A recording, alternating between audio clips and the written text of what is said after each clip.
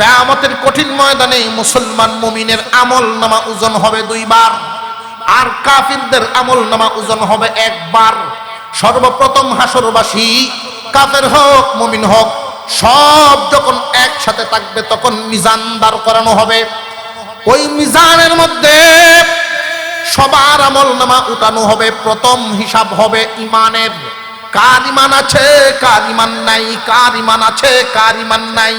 যাদের ইমান আছে মহান আল্লাহর পক্ষ থেকে এদের জন্য সুসংবাদ, ডান হাতে আমল নামা দাও। ডান হাতে যখন আমল নামা দেওয়া হবে, আর যাদের ইমান নাই এদের ব্যাপারে ঘোষণা করা হবে বাম হাতে আমল নামা দিয়া চিরস্থায়ী জাহান্নামী বলিয়া ঘোষণা দাও। ইমানের কত দাম, ইমানদার হওয়ার কারণে চিরস্থায়ী জাহান্নামী হয় নাই। একজন মানুষ সারা জিন্দেগি ভর যদি গুনার মধ্যে ডুবিয়া থাকে, শুধু ইমানটুকু নিয়ে যদি দুনিয়ার জমিন ছাড়তে পারে, ওই মানুষটাও চিরস্থায়ী জাহান্নামী হইবে না।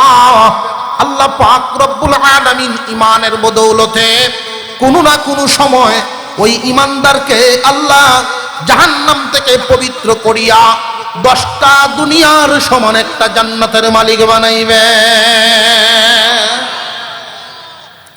মুসলমান ইমানদার ভাইরা আমার, আল্লাহ পাক রব্বুল আলামিন সর্বপ্রথম ঘোষণা দিবেন ইমানের ওজন দাও, কার ইমান আছে কার ইমান নাই। যাদের ইমান থাকবে ডান হাতে আমল নামা দেওয়া হবে। ডান হাতে আমল নামা পাইয়া খুশি হইয়া ঘোষণা দিতে থাকবে, রে হাসরবাসীরা তাকায়া দেখো, আমাকে আল্লাহ ডান হাতে আমল নামা দিয়েছেন, চিরস্থায়ী জাহান্নামী থেকে নাম মুছে গেছে। আমি চিরস্থায়ী জাহান্নামী নই। একদল চিরস্থায়ী জাহান্নামী যাদের ইমান নাই, আরেক দল চিরস্থায়ী জাহান্নামী নয় যাদের ইমান আছে। দ্বিতীয়বার যখন ওজন দেওয়া হবে তখনই হবে আমলের ওজন, নেকিবতির ওজন হবে তখন যার অপরাধ যেই পরিমাণ সাজাও ভুগবে সেই পরিমাণ।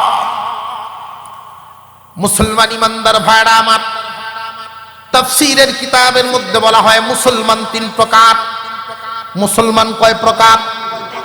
আর একটু জোরে কোন। মুসলমান হলো 3 প্রকার। এক প্রকার মুসলমান হলো গুনাহগার মুসলমান, আরেক প্রকার মুসলমান হলো পরহেজগার মুসলমান, আরেক প্রকার মুসলমান হইল আল্লাহর ওলি মুসলমান।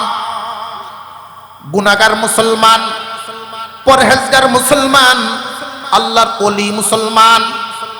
এ গুনাহগার মুসলমান আর পরহেজগার মুসলমান, ওলি মুসলমান, আমি শুধু পার্থক্যটা বুঝাবো কে কোন ধরনের, তখন আমরা হিসাব করব আমি কোন কাতারে।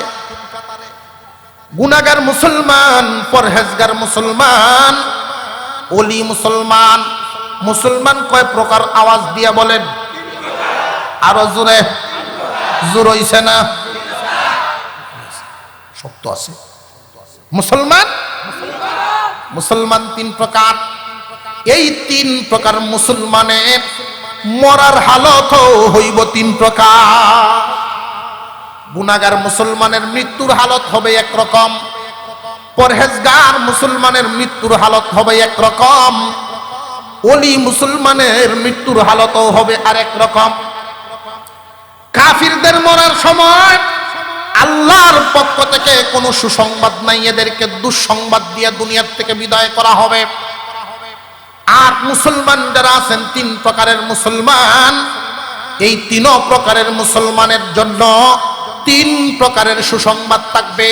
গুনাহগারের জন্য 1 প্রকারের সুসংবাদ, পরহেজগারের জন্য আরেক প্রকারের সুসংবাদ, ওলি মুসলমানের জন্য আরেক প্রকারের সুসংবাদ। আমরা আগে ছিনিয়ে নেই গুনাহগার মুসলমান কারা, পরহেজগার মুসলমান কারা, ওলি মুসলমান কারা। গুনাহগার মুসলমান আল্লাহর উপরে ঈমান আছে ঠিকই, যেই যেই কথার উপরে বিশ্বাস করলে ঈমান হয়। আল্লাহ আছেন না নাই? কুরআনুল কারীম যে আল্লাহর কিতাবেতে কোনো সন্দেহ আছে নাকি? কুরআনুল কারীমে কিছু আয়াত সত্য, কিছু ভুলও আছে। আরো জোরে। কুরআনুল কারীমের ভিতরে একটা নক্তাও ভুল নাই। আরো জোরে, কোরআন যে সত্য এতে কোনো সন্দেহ আছে নাকি? ফেরেশতা আছে না নাই? যদিও দেখি না, তবে আল্লাহর ফেরেশতা আছে। তকদিরের ভালো মন্দ কার পক্ষ থেকে? কিয়ামতের দিন আল্লাহর সামনে দাঁড়াতে হবে। এই কথাগুলোর উপরে আমাদের বিশ্বাস আছে না নাই? এই কথাগুলোর উপরে বিশ্বাস করার নাম হইল ঈমান। এই অনুযায়ী আমল করার নাম হইল ইসলাম। বিশ্বাস করার নাম হইল ঈমান, আমল করার নাম হইল ইসলাম। যে নাকি বিশ্বাস করে তারে মুমিন বলে, যে ইসলামের উপরে চলে তারই মুসলিম বলে। মুসলমান ভাইয়েরা আমার, গুনাহগার মুসলমান, আল্লাহ পাক রব্বুল আলামিনকে বিশ্বাস করে, আল্লাহর আইন বিশ্বাস করে, নামাজ বিশ্বাস করে, রোজা বিশ্বাস করে, হজ বিশ্বাস করে, যাকাত বিশ্বাস করে, আল্লাহ পাকের সমস্ত আইন বিশ্বাস করে, নবীর বাণী বিশ্বাস করে, কিন্তু আমলের ক্ষেত্রে পরিপূর্ণ নয়। সুযোগ পাইলে সুদও খায়, সুযোগ পাইলে ঘুষও খায়, এমন মুসলিম আছে না না? এদেরকে বলে গুনাহগার মুসলমান। মুসলমান কয় প্রকার? প্রথম আমরা চিনলাম এরা হইল গুনাহগার মুসলমান। আল্লাহর আইন সবকিছু মানে, ইসলামকে মন প্রাণে ভালোবাসে, পছন্দ করে। কিন্তু দুঃখের বিষয় খুব ভালো করে বুঝবেন, আমাদের এই বাংলাদেশে এমন কিছু মানুষ আছে, মুসলমানের ঘরে জন্মগ্রহণ করেছে কিন্তু ইসলাম তার ভালো লাগে না। মুসলমানের সন্তান কিন্তু ইসলামের বিরুদ্ধে অবস্থান নেয়। ওই মানুষগুলো যদিও দাবি করে ইমানদার মুসলমান, ওরা মুসলমান নয়। মুসলমান ভাইয়ারা আমার, আল্লাহর পয়গম্বর শিখায়া দিয়েছেন, রাদিতু বিল্লাহি রাব্বা ওয়া বিল ইসলামি দীনা ওয়া বি মুহাম্মাদিন রাসূলা। আল্লাহর মতো একজন মালিক পায় আমি খুশি, আল্লাহর মতো একজন মুনিব পাই আমরা খুশি না বেজার? এর চাইতে আরো 12 কোন মালিক আছে নাকি?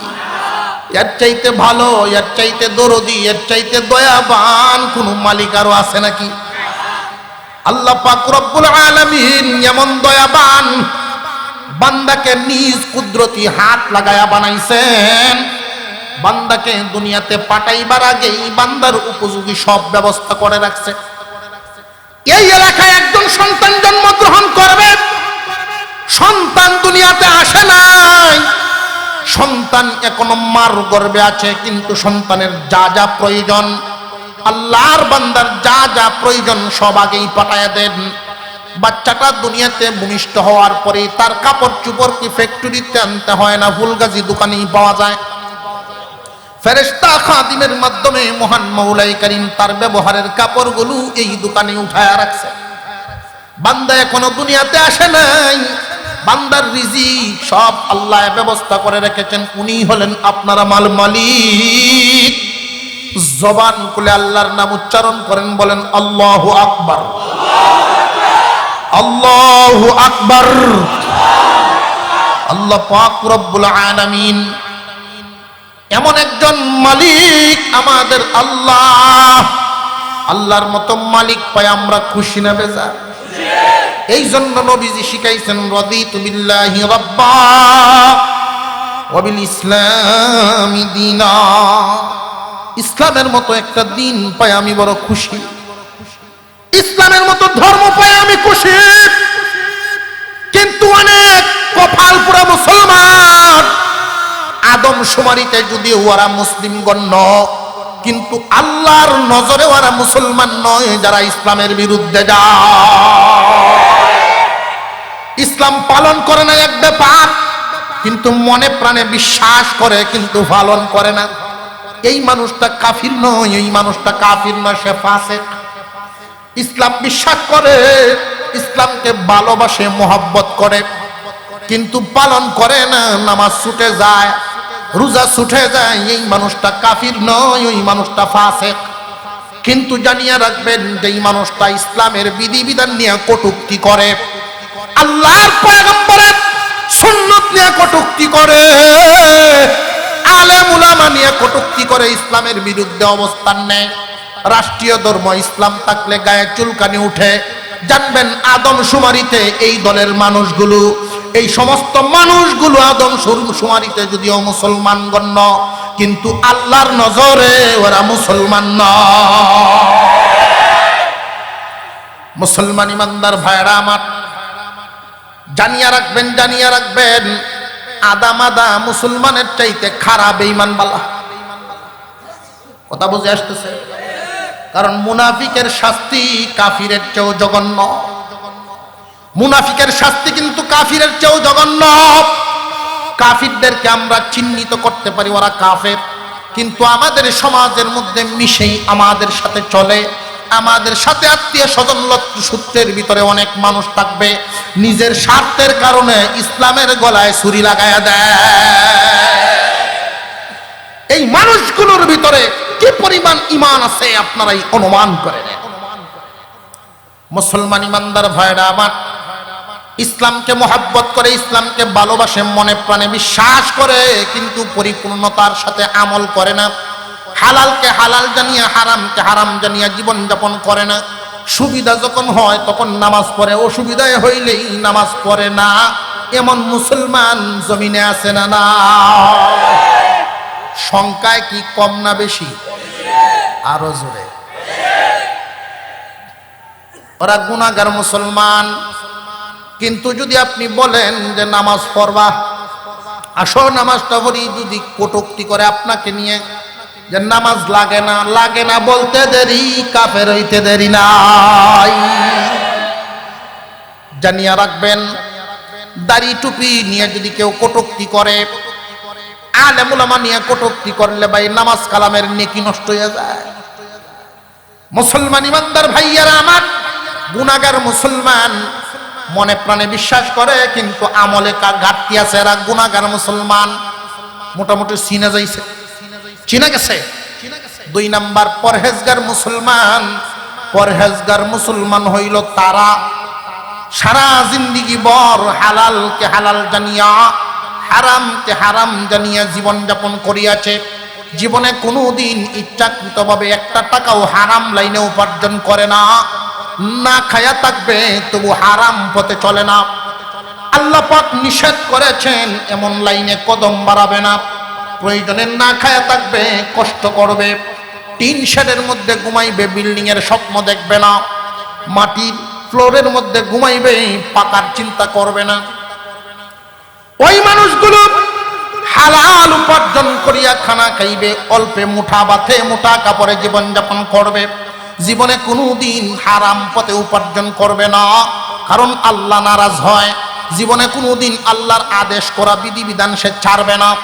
নামাজ যত কষ্টই হোক না কেন, শীত কনকনে শীত, এরপরে উঠে ফজর পড়বে। এই রকম আল্লাহর বিধিবিধান মতে জীবন যাপন করে। আল্লাহর হুকুমগুলো যতই কষ্ট হোক মন রে মানাইয়া হুকুমগুলো পালন করে। আল্লাহ নিষেধ করেছেন ওইগুলোর থেকে নিজেকে বাঁচায়া রাখে। সারা জীবন ভর ওইভাবে জীবন যাপন যদি করে, কখনো শয়তানের দুকায় পরে যদি অন্যায় হইয়া যায়, এমন কান্নাকাটি করে, এমন ভাবে তওবা করে, আল্লাহকে খুশি না করিয়া নিজে খুশি হয় না। পরহেজগার মুসলমান, গুনাহগার মুসলমান আর পরহেজগার মুসলমান কি এক না বেশ কম আছে? আর একটু জোরে কর। হালাতি মাসে 1 কোটি টাকা কামানো না জায়েজ না জায়েজ? আরো জোরে, জোরে হইছে না? আরো জোরে। একজন মানুষ ব্যবসা করেন, তিনি প্রতি মাসে সুযোগ পাইছেন হালাল পথে 1 কোটি টাকা ইনকাম করা, জায়েজ না না জায়েজ? কিন্তু হারাম পথে 5 টাকাও, আর একটু জোরে, হালাল পথে প্রতি মাসে যদি 5 কোটিও কামান, জায়েজ আছে? পরহেজগারি থাকবো, অসুবিধা হইতো না। হালাল পথে যেই পরিমাণ ইচ্ছা করেন কোনো অসুবিধা নাই, আল্লাহর অনুমতি আছে। কিন্তু হারাম পথে 1 টাকাও কামাতে পারবেন না, অনুমতি নেই। গুনাহগার মুসলমান হালাল হারাম চিনে না, সব এক কানো মিশাইলা। আর পরহেজগার মুসলমান জীবনে কোনোদিন হালাল হারাম এক করবে না, আলাদা রাখবে। আর অলি মুসলমানের সংখ্যা খুব কম। হাতে গোনা কিছু মানুষ আছে অলি মুসলমানের যে সমস্ত বৈশিষ্ট্য বর্ণনা করা আছে, অলি মুসলমানের যে সমস্ত বৈশিষ্ট্যগুলো কিতাবাতিতে বর্ণনা করা হয়, এর মধ্যে একটা বৈশিষ্ট্য আমি আপনাদের সামনে তুলে ধরি। হব্বে দুনিয়া, দুনিয়ার লোভ লালসা। দুনিয়া উপার্জন করার সুযোগ আছে, এরপরেও হালাল পথেও দুনিয়া কামানোর লোভ লালসা না। হালাল পথে দুনিয়া কামানো না জায়েজ, না জায়েজ। কিন্তু ওলি মুসলমান যারা, তারার সুযোগ থাকলেও দুনিয়ার দিকে মন দেয় না, দুনিয়ার দিকে লাথি মারে। হালাল পথে উপার্জন করা জায়েজ, কিন্তু ওলি মুসলমান, এই ওলি মুসলমানগণ হালাল পথেও দুনিয়ার লোভ লালসা করে না। এই শুধুমাত্র দুনিয়ার জীবন কোন রকম চলে গেলেই হইল। আমি একজন ওলির কথা আপনাদেরকে শোনায়া দেই। আমার নিজের দেখা দেওবন্দের বড় একজন আলেম ছিলেন। উনাকে এলাকার মানুষ শুধু ফুল মিয়া হাফিজ সাহেব বলে ডাকতো, কিন্তু আমিও মনে করতাম উনি শুধু হাফিজ মনে হয়, কিন্তু না, উনি দেওবন্দের বড় এক আলেম। যখনই উনার ভালো লাগতো মাঝে মাঝে বুখারীর দর্শে ঢুকে যাইতেন, শাইখুল হাদিসগণ উঠে উনারা জায়গা দিয়ে দিতেন। এত বড় মানের এক আলেম, আল্লাহ পাক উনাকে একটা ক্ষমতা দিয়েছিলেন। উনি বড় মাপের একজন হাকিম ছিলেন। এই পৃথিবীর জমিনে যত গাছ গাছালি আছে, কোন গাছের পাতা কোনটার সাথে মিলাইলে কি ঔষধ হয়, এটা উনি জানতেন। আমাদের মাদ্রাসার এক মুহতামিম সাহেব লন্ডনে থাকতেন। উনি দেশে আইসা, বুড়া মানুষ, মজার কথা, বুড়া মানুষ হুজুরের সাথে সাক্ষাৎ, আমি আর একটা বিয়া করতাম। দ্বিতীয় বিয়ের কথা শুনলে হুজুর খুব খুশি হইতেন। এই ছিল উনার অভ্যাস। দাড়িওয়ালা কোন ছাত্র যদি উনার সাথে মুসাফা করতে যাইত, উনি বলতেন বিয়া করছো কিনা, যদি বলছে বিয়া করছি না তো মুসাফা নাই। আল্লাহু আকবার। সাহাবায়ে কেরামের নমুনা ওনার মধ্যে পাওয়া যায়।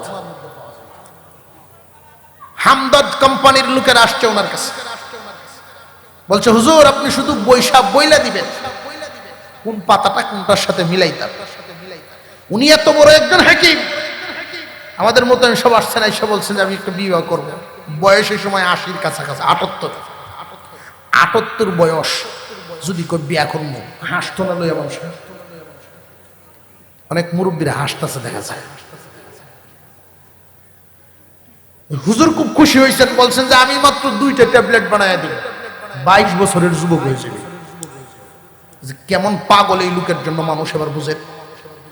সাধারণ একটু বললাম, সব সাইটের চিকিৎসা উনি এইভাবে করতে পারতেন। পাথর হইছে, ঔষধ খাওয়াই দিছে, পাথর বইলে পানি হয়ে বেরিয়ে গেছে। কিন্তু মুশকিল হইল উনার কাছে সিরিয়াল হওয়া বড় কঠিন। সিরিয়াল হওয়াই বড় কঠিন। উনি একদিন ঔষধ বিক্রি করলে এই টাকা শেষ হওয়ার আগ পর্যন্ত দ্বিতীয় কাস্টমারের সিরিয়াল নাই। হামদর্দ কোম্পানির অফার দিল 1.5 লাখ টাকা বেতন দিব, একটা দৌড়ানি দিছি না। হালাল পথে উনি কি কোটিপতি হইতে পারতেন না, পারতেন না? কিন্তু আল্লাহর ওলি মুসলমান, উনার পাঞ্জাবিটা পরতেন মাঝে মাঝে সাদা কাপড়ের পাঞ্জাবি, সাদা কাপড়ের জুব্বাটা উনি পরতেন, মাঝে মাঝে নীল কাপড় দেও তালি দিছে মিলে। সাদা জুব্বার মধ্যে নীল কাপড় দিয়ে তালি, কেমন ডগ দেখা যাইব? এই চিন্তা তো উনার নাই। কে কেমন দেখলো, কে কি বললো, এই চিন্তা নাই। সাহাবায়ে কেরামের নমুনা জীবন যাপন করে গেছেন। বৃষ্টি যদি আসছে, বাহিরে পড়ার আগে উনার ঘরে বৃষ্টি। আল্লাহর ওলি মুসলমান, দুনিয়ার কোনো লোভ লালসা উনাদের থাকে না। উনারে যদি কেউ প্রশংসা করে উনার মন ফুলে না, কেউ যদি উনাকে নিয়ে নিন্দা করে উনার মন ব্যথিত হয় না। ওলি মুসলমানের লক্ষণ। সংখ্যায় কি সচরাচর পাওয়া যায় না? খুব কম। গুনাহগার মুসলমান চিনছেন তো? পরহেজগার মুসলমান চিনছেন তো? ওলি মুসলমান চিনছেন তো? 3 প্রকার মুসলমানের মরণ হবে, 3 প্রকার। মরার সময় 3 প্রকারের সুসংবাদ 3 দলের জন্য থাকবে। মুসলমান ইমানদার ভাইয়ারা আমার, আল্লাহ পাক রব্বুল আলামিন ফেরেশতা পাঠায় দিবেন। ফেরেশতা আজরাইল আলাইহিস সালাম যখন আসবেন জান কবজ করার জন্য, লোকটা যদি জান্নাতি হয় তাহলে তার সাথে জান্নাতি 500 ফেরেশতা আসবে। আর লোকটা যদি জাহান্নামী হয়, ওই লোকটার জান কবজ করার সময় আজরাইল আলাইহিস সালামের সাথে জাহান্নামী 500 ফেরেশতা আসবে। আল্লাহর পয়গম্বর বলেন, ওই গুনাহগার মুসলমানদেরকে এক ধরনের সুসংবাদ দেওয়া হবে। যদিও জান কবজ করার সময় কষ্ট দেওয়া হবে, কিন্তু একটা সুসংবাদ এদেরকে শোনায় নেওয়া হবে। রে গুনাহগার মুসলমান, তোমার জন্য একটা সুসংবাদ, চিরস্থায়ী জাহান্নামী হইবা না। তুমি আল্লাহর উপরে বিশ্বাস রাখার কারণে, ঈমান থাকার কারণে তুমি চিরস্থায়ী জাহান্নামী হইবা না। তবে জানিয়া রাখো, জাহান্নামের আগুন না ভুগিয়া তুমি জান্নাতও পাইতা না। জাহান্নামের আগুন ভুগবা কি পরিমাণ, তোমার অপরাধ যেই পরিমাণ, সাজাও ভুগবা সেই পরিমাণ। তবে চিরস্থায়ী জাহান্নামী হইবা না। এটা গুনাহগার মুসলমানের জন্য এক ধরনের সুসংবাদ। 2 নম্বরে পরহেজগার মুসলমান। এই পরহেজগার মুসলমানের জান কবজ করার সময় আজরাইল আলাইহিস সালামের সাথে জান্নাতি 500 ফেরেশতা আসবে। ওই 500 ফেরেশতা এসে যখন জান কবজ করতে আসবেন, তখন উনাকেও একটা সুসংবাদ শোনানো হবে। উনাকে সুসংবাদটা শোনানো হবে, ওগো পরহেজগার মুসলমান, আল্লাহর পক্ষ থেকে সুসংবাদ গ্রহণ করেন। আল্লাহ পাক রব্বুল আলামিন জানায়া দিয়েছেন, ওগো পরহেজগার মুসলমান, এই দুনিয়ার জমিনে পরহেজগারির উপরে চলতে গিয়ে অনেক কষ্টের শিকার হয়েছে, অনেক বিপদের সম্মুখীন হয়েছেন, অনেক অভাব অনটনের ভিতর দিয়ে জীবন যাপন করিয়াছেন। তবু জীবনে কোনোদিন আল্লাহ নারাজি কাজ করেন নাই, হারাম উপার্জন করেন নাই। আপনার সমবয়সীরা ডানে বামে অনেকেই বিলাসবহুল জীবন যাপন করে, কিন্তু আপনি কোনোদিন এই লোভ লালসা করেন নাই। পরহেজগারির জীবন যাপন করার জন্য আল্লাহর পক্ষ থেকে সুসংবাদ, জাহান্নামের আগুন না ছুঁয়াই সরাসরি আপনি জান্নাত নসিব পাইবেন। আপনার জান্নাত নসিব হইব, সরাসরি জান্নাতের সুসংবাদ দেওয়া হবে পরহেজগার মুসলমানকে। 3 নম্বরে ওলি মুসলমান। আল্লাহর ওলি মুসলমানকে আল্লাহ পাক রব্বুল আলামিন জান্নাতের সুসংবাদ দিলেই ওলি মুসলমান খুশি হইবেন না? সুবহানাল্লাহ। আর একটু জোরে কোন সুবহানাল্লাহ। ওলি মুসলমানকে জান্নাতের সুসংবাদ দেওয়া হবে, কারণ ওলি মুসলমান আরো উঁচা মাকামের, জান্নাত জাহান্নামের চিন্তা ভাবনাই তারা করে না। আল্লাহর ওলি যারা হয়ে যায়, আল্লামা মামুনুল হক সাহেবের আব্বা আল্লামা আজিজুল হক রহমতুল্লাহি আলাইহি, 1 মিনিটের একটা ভিডিও আপনারা অনেকেই দেখছেন কিনা দেখছেন না, ওনার সকরাতের সময়ের খুব আজীব লাগলো আল্লাহওয়ালাগণের অবস্থা। জিজ্ঞাসা করা হয়েছে মাদ্রাসার কথা মনে নাই, ছেলে মেয়ে কয়জন মনে নাই, কেউ রে চিনে না, যে আপনার ছেলে, আদরের ছেলে মামুন, মামুনকে কি মামুন চিনে না, কিন্তু একটা শব্দ ভুলে নাই, আল্লাহ আল্লাহ আল্লাহ আল্লাহ। আল্লাহ নামটা কিন্তু উনি ভুলেন নাই, আল্লাহ শব্দ ভুলেন নাই। আল্লাহর ওলিগণ হাজী ইমদাদুল্লাহ মুহাজির মক্কি রহমতুল্লাহি আলাইহি দোয়া করতেন, আল্লাহ তুমি আমারে কেন বানাইছো জানি না, তুমি কোন কাজে লাগাইবো আল্লাহ তুমি জানো। যদি গো জাহান্নামে দিয়া দাও, তবে আমি ইমদাদুল্লাহর দরখাস্ত হলো ওইখান থেকে যেন তোমারে দেখা যায়। আল্লাহ আমি তোমারে চাই, জান্নাত চাই না, তোমারে চাই। সুবহানাল্লাহ। এই জন্য আবার কাল হতে কিনে আবার আপনারা শুরু করে দিন যে আমরা জান্নাত চাই না তোমারে চাই। আপনারা নিয়ে আবার এই দোয়া করেন দেখেন সাবধান, আমরা তারা মাপ কাটিতে বেশ কম আছে না নাই? এক বেটা বিয়ে করছে খুব সুন্দরী, সাংঘাতিক সুন্দরী, মা বাবা পছন্দের মহিলা, খুব সুন্দরী, বিবাহ করছে। বিবি সাহেব বাড়িতে গেছে, ফোন দিল যে তুমি আইসা পড়ো আগামীকালকে বিকালে। কয় না, তুমি যদি না আসো আমি যাব না। এই বিবি না দিকে তার ভালো লাগে না। বলতেছেন দেখো, আমি যদি একদিনের জন্য চলে আসি শ্বশুর বাড়িতে, দোকানটা বন্ধ থাকবে, 2000 টাকা লস হবে। তুমি যদি 2000-এর চিন্তা করো, আমি আসি 1 মাস। এখন সুন্দরী বউ এই কথা বলছে, দোকান বন্ধ কেন, 2000 কেন, 20,000 লস হইলেও বিবি জ্ঞান বনি নামতো না। আর একটু জোরে কর।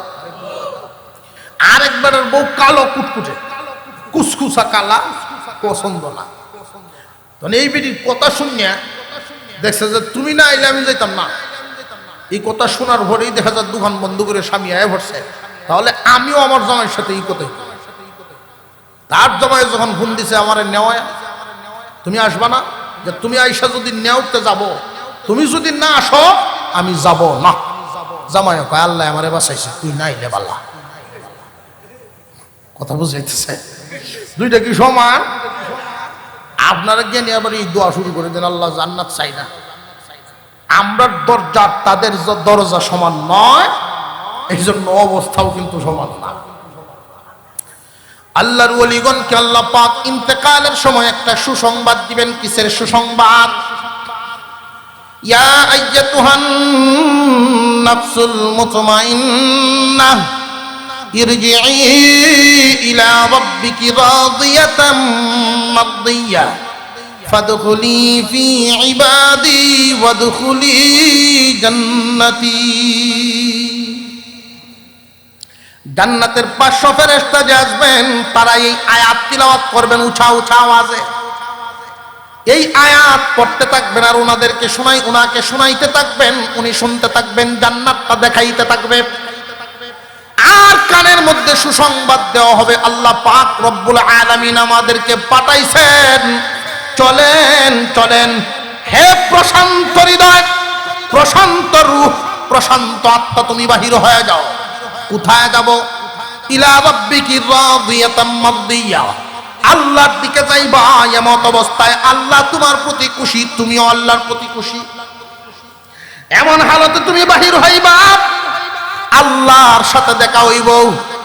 আল্লাহর ওলিগণ জান্নাতের সুসংবাদ পাইয়া এত খুশি নয়, যখন বলবে আল্লাহর দিদার নসিব হবে, তখন বান্দার মন খুশি হইয়া বাহির হইয়া যায়। পরহেজগার মুসলমান, অলি মুসলমান সরাসরি আল্লাহর দিদার নসিবের সংবাদ পাওয়া গেল। আর পরহেজগার মুসলমান সরাসরি জান্নাতের সুসংবাদ পাওয়া গেল। বাকি রইলাম আমরা যারা গুনাহগার মুসলমান, মাঝে মাঝে অনেক আমলের ঘাটতি হয়ে যায়, এমন আছে না নাই? গুনাহগার মুসলমান কিয়ামতের কঠিন ময়দানে এমন কিছু মানুষ হাসরের মাঠে 100 বছর, 20 বছর, 30 বছর, 40 বছর, 1000, 2000, 1 লাখ, 2 লাখ, এমনকি কোটি বছরের সাজা যখন মঞ্জুর হয়ে যাবে, সাজার রায় হয়ে গেছে, এরপরে এই জমিনের কিছু কিছু কাজের উসিলায় মহান মাওলায়ে কারীম এদেরকে মাফ করে দিবেন। এই বাংলাদেশে খুব লক্ষ্য করে দেখেন, এই বাংলাদেশে একটা পদের অধিকারী আছেন, যিনি নাকি মার্ডার মামলার আসামিকেও ফাঁসির রায়, ফাঁসির সাজাপ্রাপ্ত আসামিকেও ইচ্ছা করলে মাফ করতে পারেন। আছে না নাই? ঠিক তেমনি ভাবে কিয়ামতের দিন আপনার আমার পয়গম্বর ঘোষণা দিয়েছেন, ইয়াশফাউ ইয়াউমাল কিয়ামাতি সালাসা, আল আম্বিয়া সুম্মাল উলামা সুম্মাশ শুহাদা। 3 দল মানুষ হাসরের মাঠে সুপারিশ করতে পারবেন, যাদের সুপারিশ মঞ্জুর হবে। 1 নম্বরে নবীগণ, 2 নম্বরে আলেমগণ, 3 নম্বরে শহীদগণ। নবীগণের দরজায় তালা লেগে গেছে, নবীগণ আর দুনিয়াতে আসবেন না, ওয়ারাসাতুল আম্বিয়া থাকবে, আর শহীদদের সাথে সম্পর্ক করার সুযোগ নাই। একজন মানুষ শাহাদাত বরণ করে দুনিয়ার থেকে বিদায় হয়ে যায়। একটা জামাত দুনিয়ার জমিনে আছে, আলেম ওলামার জামাত। এই আলেম ওলামার জামাত যেই দিন মুসিবত তোমাদের সামনে দাঁড়াবে, ভাই ভাইকে চিনবে না, মা তার সন্তানকে চিনবে না, স্ত্রী তার স্বামীকে পরিচয় দিবে না। এমন এক মুসিবতের দিনেই, মহা সংকটপূর্ণ মুহূর্তে আলেম ওলামা উম্মতে মুহাম্মাদি ছাড়বে না। আলেম ওলামা কিন্তু আমাদের সঙ্গ ছাড়বে না। আলেমদের সাথে সুসম্পর্ক থাকলে পড়ে, আলেম ওলামাদের কাজের মধ্যে আমাদের অংশগ্রহণ থাকলে পড়ে, কিয়ামতের দিন, ওই দিন আল্লাহ পাক রব্বুল আলামিনের দরবারে আলেমগণ সুপারিশ করবেন। আরেকখান কথা আপনাদের সামনে বলি, কিয়ামতের কঠিন ময়দানে আল্লাহ পাক রব্বুল আলামিন ডাক দিবেন, আরে লৌহে মাহফুজ, আমার কালাম কই? তোমার কাছে না আমার কালাম ছিল? আল্লাহর কালাম কোথায় ছিল? আরো জোরে আওয়াজ দিয়ে এখন কোথায়? কালাম কোথায়? লৌহে মাহফুজ জবাব দিবে, আমার কাছে তো ছিল, এই কালাম তো আপনার হাবিবের কাছে গেছে। জিবরাইল আমিন জানায় দিবেন, প্রভু হে, আমি এই কালামেই না তোমার হাবিবের কাছে পৌঁছায় দিছি। আল্লাহ পাক রব্বুল আলামিন জিজ্ঞাসা করবেন, হাবিব আমার কালাম কোথায়? কালাম কোথায়? কালামের হেফাজত কি পরিমাণ করা হয়েছে? আপনার আমার পয়গম্বর ওই দিন জবাব দিবেন, প্রভু আপনার কালাম যদিও আমি পাইয়াছিলাম, আমি হেফাজত করিয়াছি, সাথে আনি নাই, আমার উম্মতের জিম্মাদারিতে রেখে আসছি, আমার উম্মতের কাছে রেখে আসছি আল্লাহর কালাম। আল্লাহ পাক রব্বুল আলামিন এই উম্মতকে ডাক দিতে চাইবেন জিজ্ঞাসা করার জন্য। আপনার আমার পয়গম্বর সিজদায় পড়ে যাবেন, প্রভু আমার উম্মত তো সবাই সমানভাবে আপনার কালামের হেফাজত করতে পারে নাই। আপনার কালামকে হেফাজত যেইভাবে করার কথা, আমার উম্মত হয়তো সবাই সমানভাবে পারবে না, পারে নাই। এই জন্য আমি দরখাস্ত করি, প্রভু আমার উম্মতকে জিজ্ঞাসা না করে আপনার কালামকেই জিজ্ঞাসা করেন।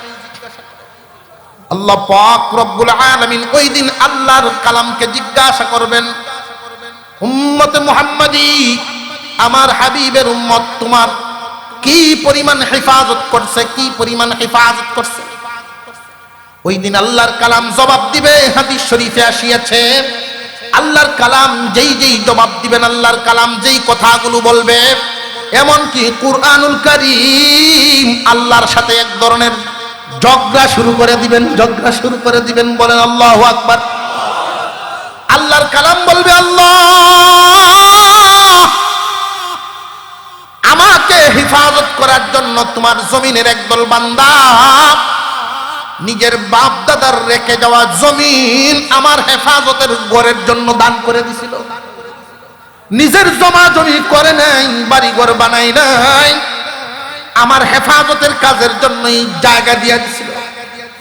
প্রভু একদল মানুষ নিজের উপার্জিত সম্পদ দিয়া, নিজের পরিশ্রম, বিবি বাচ্চা রেখে দেশের বাড়ি ছাড়িয়া বিদেশের বাড়িতে থাকতো, নিজের উপার্জনের ঘাম জড়ানো পয়সা, সারাদিন ডিউটি করে চাকরির পয়সা, ওইখান থেকে জীবন ধারণের জন্য যা ইনকাম করতো, এখান থেকে সামান্য বাঁচাইয়া আমার হেফাজতের কাজের জন্য এই মাদ্রাসাওয়ালা আলেমদের হাতে জিম্মাদারি দিত। আল্লাহ তোমার বান্দাদের একদল মানুষ আমাকে পড়িয়া পড়িয়া আমারে বুঝিয়া বুঝিয়া হেফাজত করছে আলেম সমাজ। আরেকদল মানুষ আমারে মুখস্থ করিয়া হেফাজত করছে। তাম পৃথিবীর থেকে যদি কোরআন বিরোধীরা কোরআন মুছিয়া দিবার চায়, সম্ভব? আর একটু জোরে কোন এদের দ্বারা কি সম্ভব? আল্লাহর কালাম কোটি কোটি সিনার ভিতরে আল্লাহ পাক হেফাজত করে দিয়েছে। এই যে দুধের বাচ্চাটাকে কোরআন হেফাজত করার জন্য নিজের মার সাথে ঘুম পাড়ায়নি, যে শিশু নিজের মার সাথে ঘুমাইবার কথা এই টাইমে ঘুম পাড়ায় নাই, পাঠায় দিছে মাদ্রাসায়।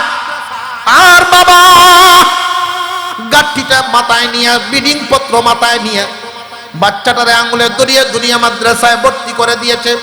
বাবারে তাকো, মাটির মানুষ দিয়া গেলাম, কোরআন জিনুকের মতো ভিতরে স্থাপন করে সোনার মানুষ হয়ে বাইরিবা। মাদ্রাসায় ভর্তি করে দিছে কোরআন হেফাজতকারী বানাইবার জন্য। দেখবেন ফ্লোরের মধ্যে শিশুরা ঘুমায়। অনেক শিশু এমন আছেন, মাদ্রাসার হুজুররা জানেন, অনেক শিশু এমন আছেন বিছানায় পেশাব করে দেয়, বিছানায় পেশাব করে দেয়, হুজুরগণ নিজেই পেশাব সাফ করে।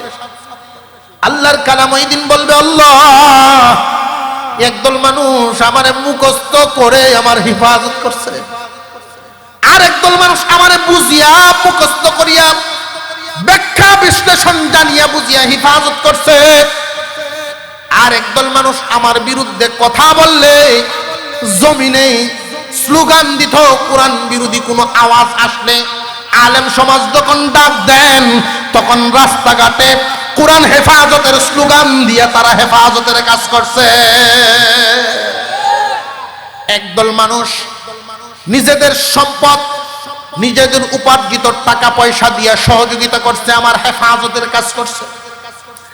আর একদল মানুষ লজিং রেখা, নিজের কোনো রক্তের সম্পর্ক না, নিজের কোনো আত্মীয় না, এরপরেও এদের খানা পিনার দায়ী দায়িত্ব জিম্মাদারি গ্রহণ করছে।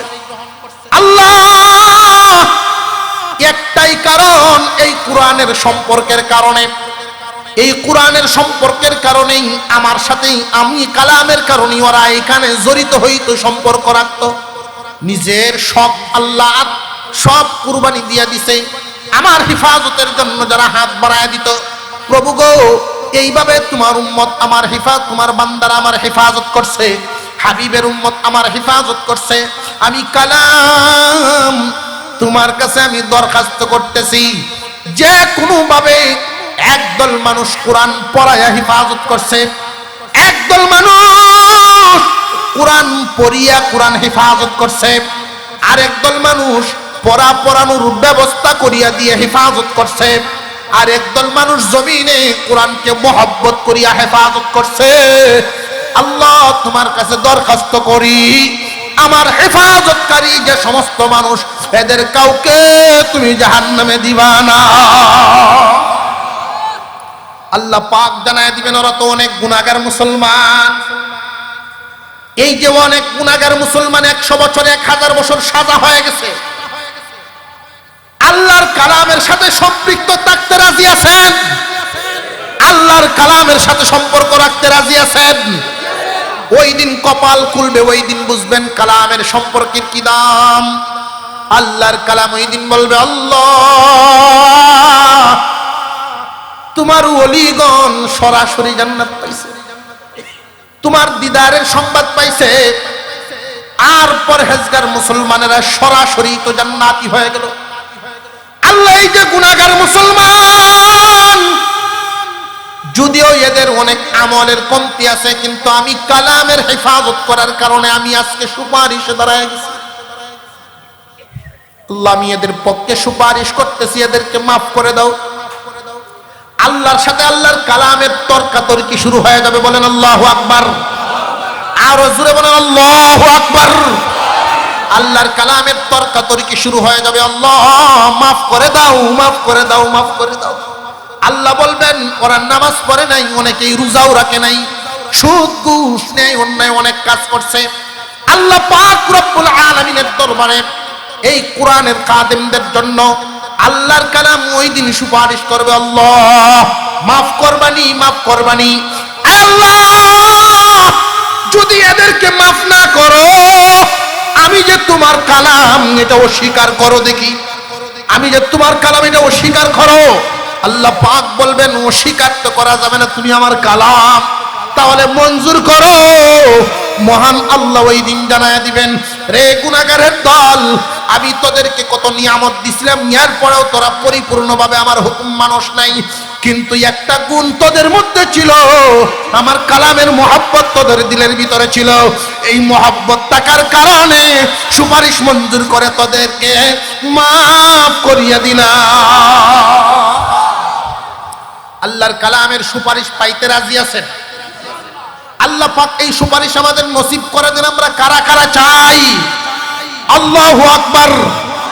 আর জোরে বলেন আল্লাহু আকবার। হাত নামান। আল্লাহ পাক রব্বুল আলামিন কিয়ামতের কঠিন ময়দানে, বিশাল ময়দানে আল্লাহর কালামের সুপারিশে কিছু সংখ্যক মানুষকে ওই দিন মাফের ঘোষণা দিবেন আল্লাহর কালামের সুপারিশের বদৌলতে। আল্লাহর কালামের সুপারিশ পাইতে চান এমন একজন হিম্মতওয়ালা মানুষ